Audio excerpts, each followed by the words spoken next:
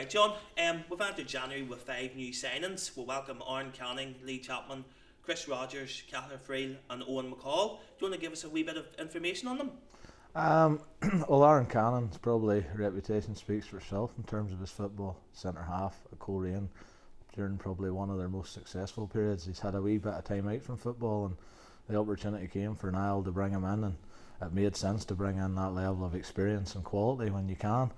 Cather Friel, again, good pedigree in the Premier League. He was signed for Coleraine. He was on loan at Institute, and he's a very dynamic centre forward, and we know it's an area that we need to strengthen. So the opportunity came to bring him in, and we were able to do that quite quickly, which was very good. And the other three lads were with us at Dundela. Chris Rogers, football and centre half. He was very good at Larne and Ballymena and different places he's been. He's a good player. He was with us at Carrick Rangers as well, same as Lee Chapman. Kind of know what you're going to get from those lads, their level of professionalism, the way they look after themselves, the way they set about the game. They're both very, very good professionals, and they're again strengthening areas where we're a wee bit short.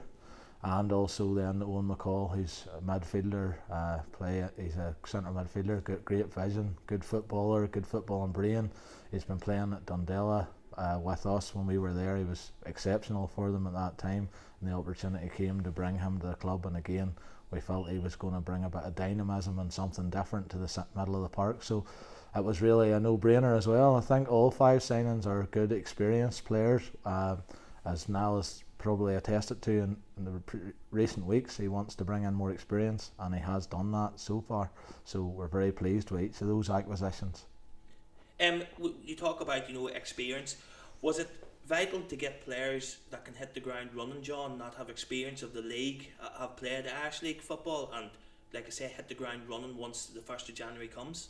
Well, there's always an element of gamble in signing any player, but if you're signing a player and he's 100, 150, 200 Irish League, Premier League games, then you're pretty sure he knows what the demands of the league are. So it does give you an opportunity to gel quicker, but it's no guarantee. But in saying that, I do believe it's, and I know Niall does, in his opinion, is the most important ultimately, that bringing players from other leagues in and expecting them to gel straight away is probably less likely to happen.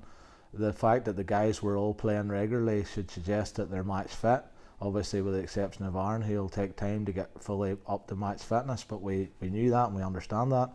But yeah, I think that all the players should know what's expected and should bring a good level of energy and dynamism from the get-go. But obviously there might be some that find it harder than others. It's the same way as signing any player, but we're confident that each of them know what's expected, and they know from some of them, from having worked with us previously, what's expected in terms of training and professionalism. So we're confident that the fact that they know us makes it easier for them to gel with the group as well, and hopefully, as you say, they'll hit the ground running.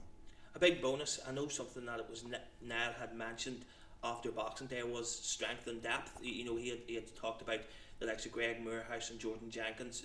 There wasn't an option on the bench to freshen that up in Boxing Day. Obviously these 5 signings had a lot of strength and depth. I think the game's about depth. You look at part-time teams have a massive challenge in their hands, because each of the full-time sides have basically 2 teams, 2 11s, and not every team below them does, and include ourselves in that. Obviously, when you look at our panel, and since we've come in recent times, there's been an awful lot of youth in the team, which is good. And personally, Niall has a good track record of bringing young players through, and he's done it everywhere he's been. But we also understand that expecting them to have good games and play at a high level 90 minutes week in, week out, with no other option than to do that, is unrealistic, and it's unfair, and it doesn't necessarily aid their development. So when you have good options from the bench and you can freshen things up and change things, or if players are feeling a little bit tight or under the weather, as happens at this time of year, you're able to make your changes, you're able to make your tactical changes, your system changes, because you have those players available to you. So ultimately it made a lot of sense, and I think it was clear to everybody, supporters, people around the club and staff, that we did need players in. And obviously we've been quick, and we've did our business well, hopefully, and early on. But obviously we'll still look out to see what will come around the corner between now and the end of January. No problem, thank you, John. No problem, thank you.